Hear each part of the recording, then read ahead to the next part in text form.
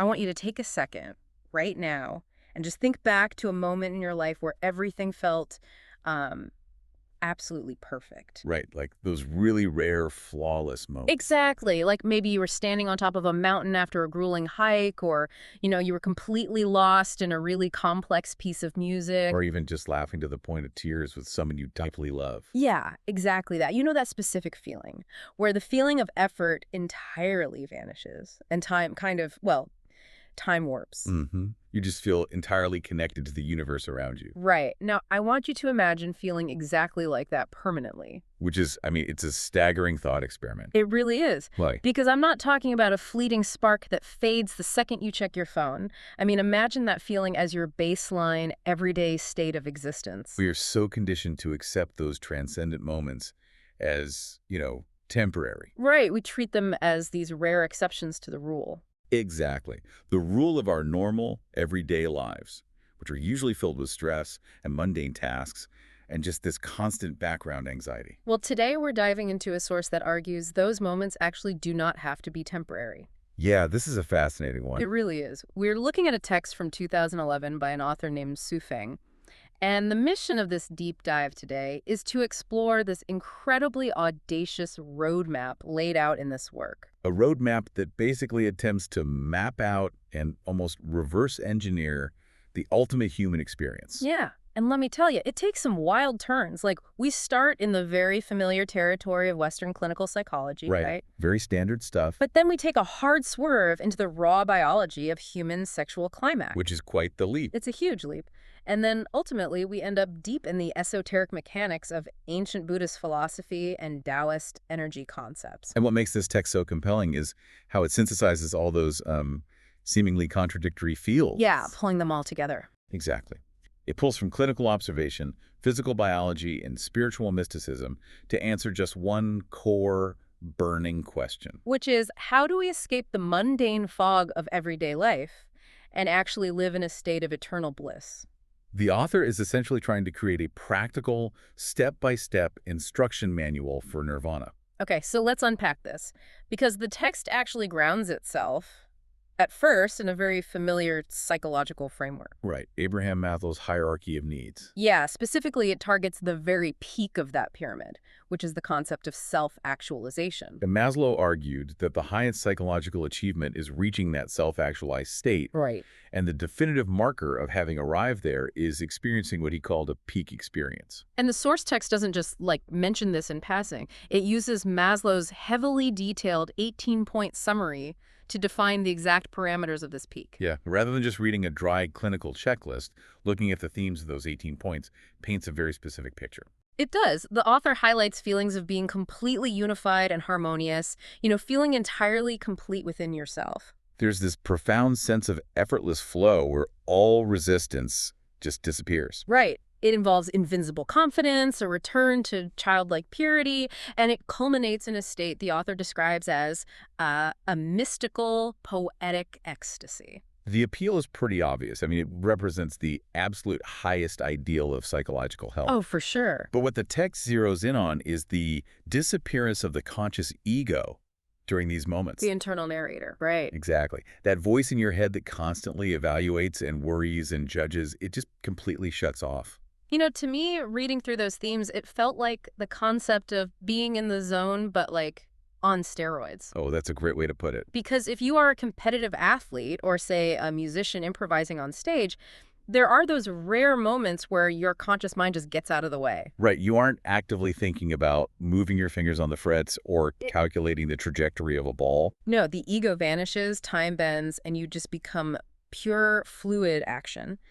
This text takes that temporary zone and basically applies it to your entire existence. And the zone is a fantastic starting point for understanding the feeling. But the source text immediately asks a critical grounding question. Which is? Well, how many people actually walk around experiencing this all the time? Right. Pretty much no one. Exactly. Yeah. It's one thing to have a psychological definition of an ultimate state. It's another thing entirely to look at how human beings in the real world actually manage to access it. And this is where the text takes a sudden, sharp shift, right? from the clinical definitions of psychology directly into the visceral realities of human biology. Yeah, it examines the lived experiences of people who've actually reached this peak. Because the author's logic is, hey, if we want to figure out how to make this state permanent, we first have to analyze the primary mechanisms humans currently use to trigger it. Even if it's only temporary. Yeah. And this is where the deep dive gets, honestly, incredibly intense. It definitely pulls no punches. No, it doesn't. The author pulls together these vivid firsthand accounts of people describing their peak experiences. And I have to admit, sitting in a coffee shop reading these descriptions buried inside a dense philosophical treatise was quite an experience. I can imagine. The language is very explosive. Literally explosive. People describe feeling like time entirely stops. They talk about leaving their physical body. One account describes a sensation like a rocket exploding in the clitoris, radiating intense heat and setting off massive internal explosions. It's very raw. There are descriptions of violent physical convulsions that eventually give way to a swooning, ecstatic plateau. The descriptions are raw and overwhelmingly physical. And the text reveals that, according to Maslow's own global research, human beings generally only reach this absolute peak state of consciousness through two main avenues. And what are those? The overwhelming sensory input of music and primarily sexual climax. Okay, here's where it gets really interesting, and I have to push back on the author's logic here a bit. Go for it. I read that section, and my immediate thought was, wait, is the text seriously arguing that the highest pinnacle of human psychological achievement is basically just a really good biological orgasm? It sounds like a stretch when you put it that way. Right. I mean, are we really equating the profound spiritual enlightenment that monks meditate for 40 years in a cave to achieve with something two teenagers might stumble into in the back of a car? Well, what's fascinating here is how the author frames the mechanism behind that biology. Okay, lay it on me. The text isn't saying that an orgasm is the exact same thing as permanent enlightenment. Gotcha. Rather, it's explaining that sex is a biological tool. It's almost like an evolutionary shortcut that allows human beings to temporarily shatter their own ego. So the sheer intensity of the physical sensation is just so overwhelming that it overloads the nervous system. Exactly. It forces your brain to drop the everyday fog, the anxiety, the mundane thoughts about your taxes or your job. They just short circuit. So for a few fleeting seconds, the self completely vanishes. Yes, and in that absence of self, you experience the divine. Because without the self-generating constant anxiety, you achieve that perfect unity and harmony we discussed earlier. The ego death is forced by the sensory overload. Right, and the author actually goes so far as to draw a very bold linguistic and philosophical connection. Oh yeah, stating explicitly in the text, Buddha is sex and sex is Buddha. Which is a massive claim to make. It's a huge claim. The argument is that the ultimate state of Buddhism, which is the Pure Land, the state of ultimate bliss, is effectively the exact same state of consciousness as the peak of sexual ecstasy. So the biological climax gives you a free, temporary sample of what enlightenment actually feels like by briefly silencing the internal narrator. Precisely. It's a glimpse behind the curtain. But, I mean, a free sample is fantastic, but we all know what happens when the sample runs out. You're left wanting more. And the text points this out as the central dilemma of relying on biology. Right, which brings us to the necessary transition from physical biology to spiritual evolution. Because the text argues that biological human sexual ecstasy is actually a, quote, low-level experience. Yeah, calling a state that involves internal explosions and leaving the physical body a low-level experience is certainly a choice. It earns that label because it has a fatal flaw. It is entirely temporary. Right. You experience this profound unity, this ego death, this mystical ecstasy, and then... And then 10 minutes later, the fog rolls back in. Yeah, you remember you have to wake up early for work. Exactly. Furthermore, biological sex relies heavily on an external source. Right. It requires a partner or at the very least physical stimulation. You're entirely dependent on something outside of your own mind to reach the peak. But the goal, according to the text, isn't just to visit the peak as a tourist. It's to move in, build a house, and live there permanently in the Pure Land. To achieve a state of permanent peak experience, the text says you must reach a state of what it calls self-consistency. Self-consistency. Yeah, the original term used is ziki, which translates to self-consistency, autarky, or absolute self-containment. I was trying to wrap my head around this concept of self-containment. And the best way I could picture it is by thinking about a power grid. Well, I like this. Go on. So, relying on human sex or an external partner to get your peak experience is like buying electricity from the city grid. You flip the switch and boom, you have power. It's a sudden massive surge. Right, but you only have power as long as you keep paying the utility bill, which in this case is the emotional labor and dependence on someone else. If there's a storm and the grid goes down, you're sitting in the dark. You are entirely vulnerable to blackouts because you depend on an external system. That's a perfect analogy. And that concept of self-consistency is like building a state-of-the-art, completely self-sustaining solar power plant inside your own house. So you generate your own perfect electricity. Exactly. You don't need wires connecting you to the outside world. Mhm. The city grid could completely collapse and your lights stay on forever, entirely unaffected. The text actually uses the Taoist Tai Chi symbol to illustrate this, the yin and the yang. Right, the classic symbol of balance. Yeah, in the mundane world, we are constantly seeking a partner to balance our energy, right? Searching for our missing half. But true self-consistency means you embody both the yin and the yang internally. You become a perfectly closed loop. You do not need any external partner, no external validation, no external physical friction. And this internal harmony is presented as the singular way to experience life's peak state internally. Look, building an internal spiritual power plant sounds incredible in theory. Who wouldn't want permanent self-generated bliss? Everyone would want that. But knowing you need an internal power plant is kind of useless if you don't have the blueprints to build one. Does the author actually give us the engineering plans? They actually do. The text does not leave this as a vague philosophical idea. It outlines a very rigorous four-step cultivation process to achieve that self-consistency. Okay, so this is where we get into the actual mechanics of the author's roadmap. Right. The first step involves clearing the weeds from the mind's garden. Which, psychologically speaking, means identifying and untangling all those subconscious anxieties, prejudices, and societal conditioning that constantly pull your focus away from the present moment. Exactly. You have to clear the mental clutter first. But then the roadmap takes a sharp turn into the metaphysical with the second step. It does. It requires repaying all debts from past lives so that you have absolutely zero earthly attachments. Now, repaying a karmic debt isn't just about, writing a spiritual check. No, mechanically, in this framework, past life debts represent the deepest psychological anchors we carry. Like unresolved. Unresolved guilt, deep-seated fears, and the karmic ties that trigger our daily suffering.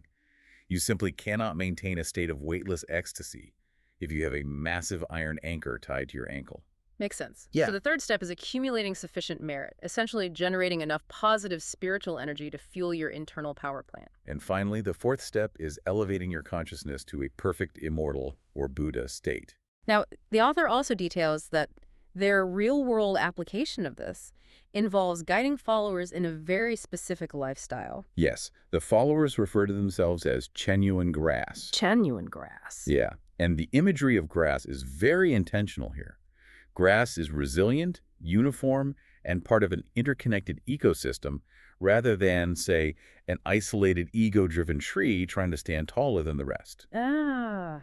The author guides this community in what they call a second home. Which serves as a space, whether physical or figurative, away from traditional societal pressures. Right, allowing them to practice this joyful lifestyle until they reach the ultimate destination, which is described as the immortal islands of Elysium. So what does this all mean? I want you to just pause, listener, and look at the sheer whiplash we just experienced. It's quite a journey. We started this deep dive talking about Abraham Maslow, self-actualization, and modern Western psychology. Then we explored the explosive biology of an orgasm. And now, suddenly, we are discussing repaying karmic debts from past lives and joining a community of Chanyuan grass to reach the immortal islands. It is a massive, radical shift in perspective. It absolutely is a radical shift. Aha. However, if you followed the internal logic of the text, the progression actually makes complete sense. Oh, so? The author is synthesizing modern psychological goals with ancient esoteric mechanics. Think about the progression here. Okay. Maslow tells us what the peak looks like clinically. Mm-hmm. Biology shows us what it feels like viscerally. But how do you sustain it permanently? Oh. The author argues that extreme psychological health requires intense metaphysical house cleaning. You simply cannot hold on to a permanent psychological peak if your subconscious mind is weighed down by unresolved karmic baggage. So the text essentially argues that you can't just meditate your way out of a messy life. You have to actively clean up the mess first. Exactly. And the author doesn't claim to have invented this ultimate roadmap out of thin air either. No, they argue that the absolute cheat code for this entire process, the definitive proof of how to achieve this eternal state, has been hiding in plain sight for centuries. In one of history's most famous texts, We are talking about the Prajnaparamita Heart Sutra. the deep dive inevitably leads here. The author cites the Heart Sutra as the ultimate guide to achieving self-consistent bliss.